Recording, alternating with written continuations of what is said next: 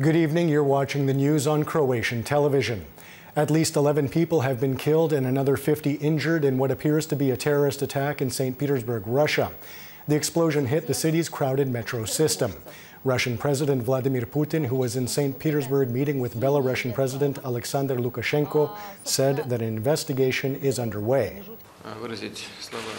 I want to express my condolences to the victims' families. I've already been in touch with the heads of our secret services. We will do everything to uncover as soon as possible what happened and to help the victims. Prime Minister Andrej Plenković met today with some of Agrokor's biggest suppliers, with whom he discussed the ongoing crisis in Croatia's largest privately owned company. Last week, government adopted a bill aimed at giving it powers to protect the stability of the Croatian economy when large companies run into financial trouble. The Prime Minister said that at the moment there are two possible solutions. Scenario A is an agreement between all interested parties, the owner, banks, and suppliers. This scenario implies ensuring liquidity, a restructuring plan, sustainable future operations for Agrokor in all its companies tied to it, which includes protecting the interests of the workers in these companies. Government will support this model. Under scenario B, government would assume the leadership role in resolving this situation, but with an important contribution from all interested parties, which is why we have drafted this new bill.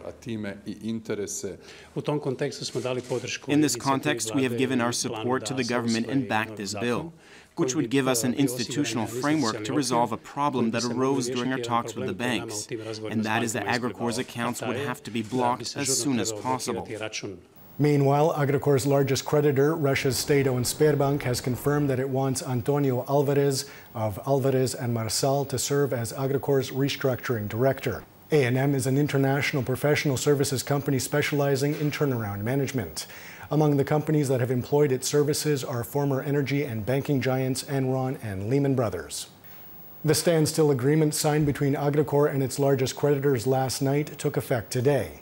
The agreement foresees an injection of capital to resolve Agrokor's liquidity problem and the beginning of the restructuring process. The moratorium also foresees the unblocking of the accounts of Agrokor subsidiaries. After these first couple of days with blocked accounts, nothing has come to a grinding halt. But these accounts need to be unblocked as soon as possible. I'm happy to see that government has taken an active role in this. We expect government to help get the wheels turning again, so that Agrokor and its subsidiaries have a chance to return their debts. Because if they're not producing, then there's no chance of that happening. A meeting of the working group for the construction of the Pelješac Bridge was held in Dubrovnik today. The project documentation has been forwarded to the European Commission for approval, a process that could take up to 3 months. In that time, government is expected to find the contractors that will carry out the construction works. Sometime around the end of this month, we will begin the second phase of the tender process.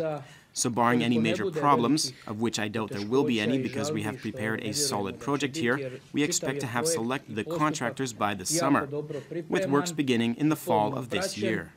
Croatian President Kolinda Grabar-Kitarović is on a 3-day official visit to Ireland. She met with her host, Irish President Michael Higgins, today. Both agreed that they are opposed to a multi-speed EU. We specifically touched on the European project and European values and our positions, which are very close with regard to how the EU should move forward.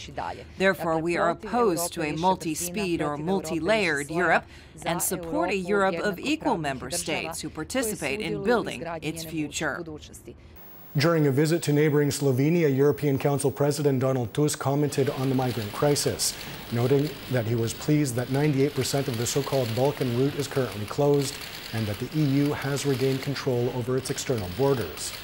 But I am aware that to keep the situation under control requires our constant vigilance and efforts. This is also why we discussed today how we can further improve the effectiveness of our actions. We need to keep the Western Balkan route closed for good. And we need to achieve the same result on the Central Mediterranean route. A somber commemoration was held in Dubrovnik today, marking the 21st anniversary of the crash of an American military airplane. The crash took the lives of all 35 passengers and crew, including then U.S. Secretary of Commerce Ron Brown. We've been through a lot together as the United States and Croatia in those 25 years. I think building on sometimes tragedy like this plane crash, the war, we've built a strong relationship. Croatia has come a long way. It's now a NATO ally. It's a member of the European Union. We think the future is very bright for Croatia and for the United States and Croatia relationship. Taking a quick look at sports, in the playoffs of the regional ABA Basketball League, Cedevita Zagreb advanced to the final after beating Serbian side Partizan 87-78 last night to win their best-of-3 semifinal series 3-1.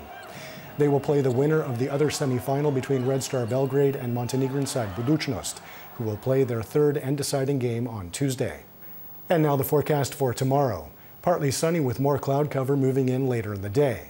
There's a chance of some isolated showers and even thunderstorms on the coast. There will be a mild southwesterly and westerly on the Adriatic. The northern Adriatic will see a northeasterly in the evening.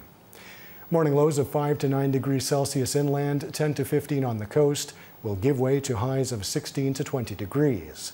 The 3-day forecast for the interior calls for variable to heavy cloud cover with rain and thunderstorms. Expect colder temperatures. Stable, sunny, and warmer weather going into the weekend. The coast will also see variable weather with isolated showers and thunderstorms. And that wraps up the news. Be sure to join us again tomorrow night.